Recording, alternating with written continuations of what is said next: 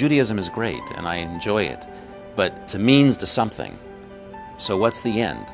Living a good life, that's important. Being a good person, that's very important, because there's not much you take with you when you go.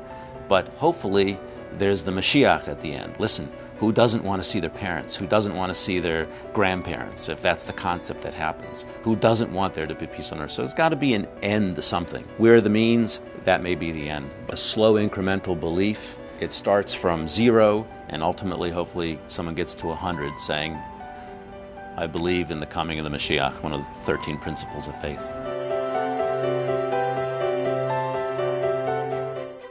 To be able to introduce them to something that represents nothing but goodness, how can they not want to receive that information and process it? I have to fulfill my role, and my role would be preparing myself and my community, my family, and help my family become better, become kinder, and reach out and spread that kindness to others, Jews and non-Jews. And that would be preparing the world for Mashiach. We can communicate the idea of Mashiach in any way as it is miskabel. Opening their eyes to understanding what it is that they're doing when they engage in tikkun olam. You are engaging in the uplifting of this world from a spiritual perspective. That's Mashiach.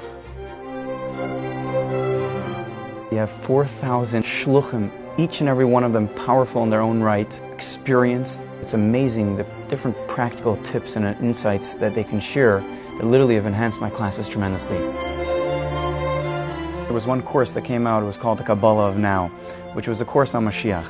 First I was hesitant to give it because I believe at that point mystical and esoteric teachings were something which were way beyond the people to receive. And 3.5 years later, this woman calls me, she says, Rabbi, I'd like you to review a segment of my book that I'm going to release.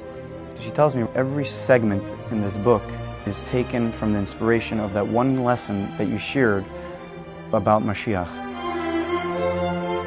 We all have a mission to make this world a more godly and more holy place.